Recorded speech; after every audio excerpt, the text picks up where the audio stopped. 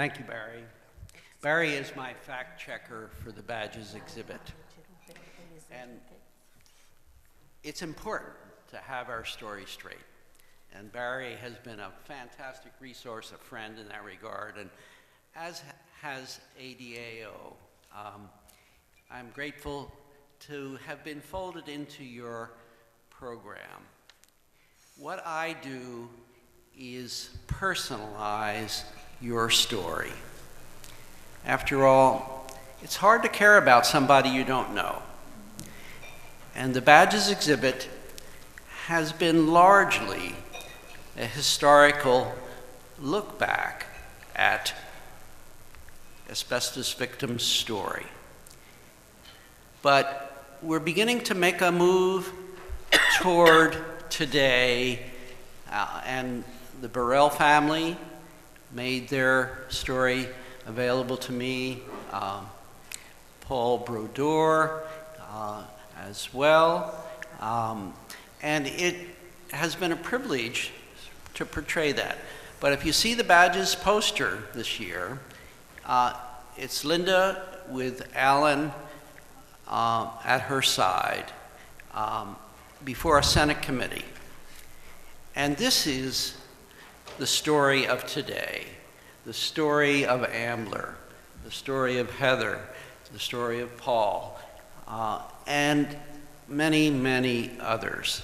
And I would appreciate the privilege to tell that story. And Andy Todd mentioned asbestos insulators, families being wiped out. That's a story that needs to be told. And so I thought it useful. I'm approaching 50 years as a photographer. I thought it useful to show you how I've worked with a few other trade unions, the mine workers and the textile workers, to portray a story that leads to ADAO. This is a picture that is 50 years old, taken when I was in art school. It's probably the first picture that has an environmental health aspect to it. These kids live in the Lower East Side. They are kids in a tenement building with layers and layers of lead paint. And so this is a beginning for me. I had the privilege of having an instructor who said, I'm not going to talk about any of your pictures, Earl, unless they express a personal point of view. And that's what I feel is emerging here with my involvement with the ADAO. Learning about what you are doing, developing a sense of trust, gives me an opportunity to tell the behind-the-scenes story of suffering and success. And I think it can play an important role in the future of the organization and what happens with an asbestos ban in the United States. So we have here in Beckley, West Virginia, miners waiting for lung function testing in the esteemed clinic of Dr. Donald Rasmussen. Dr. Rasmussen died just a few months ago. He'd served miners for 40 years. Here he is at the clinic.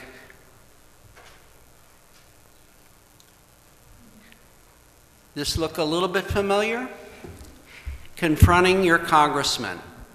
These are miners who have been impacted by black lung disease, and they're talking pretty straightforwardly to this congressman who has not acted in their best interests.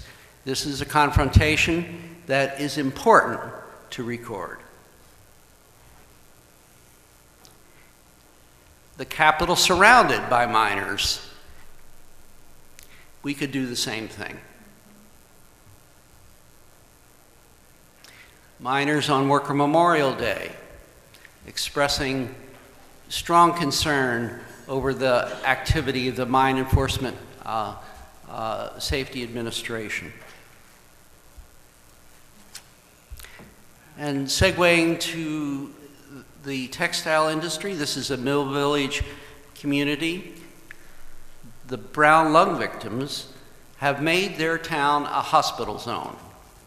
And they have a quiet sickness, much as the way asbestos victims have, the victims of asbestos disease have a quiet sickness within their bodies, taking a long time to manifest itself. These victims coughed through the night, and they needed peace and quiet throughout the day, and so they made their town a hospital zone in Greenville, South Carolina. We're looking at Elsie Morrison. She's just come from work at the Burlington Cotton Mill in Irwin, North Carolina. Her daughter headed to the evening shift. Elsie took care of her grandchild, and he's expressing a little concern over his grandmother's constant coughing. Husband and wife on the steps of the Columbia, South Carolina Capitol, expressing their frustration at not having their occupational health concerns as textile workers recognized and compensated. And now, in 1991, I photographed the widow of a shipyard victim in Pascagoula, Mississippi. Daniela Herzog said her husband lived 6 months after his diagnosis, died at age 63. This is the beginning of my sensitization about your issue. And then in 1990, I photographed Irving Selikoff. I learned who he was, and it was a privilege to go to Mount Sinai and photograph him in his office, and then later when he presided at the Asbestos, the Third Wave Conference. And now, it's your turn. Linda invited me to photograph her as she testified at a Senate markup hearing, rather, as she appeared at a Senate markup hearing, and brought pictures of her husband, Alan, to that meeting. It made an opportunity to photograph and record this important situation. And so, as the badges exhibit can evolve, and it's double the size it was last year. The Borel family has been involved, and we've personalized their story, and so many other aspects of the story.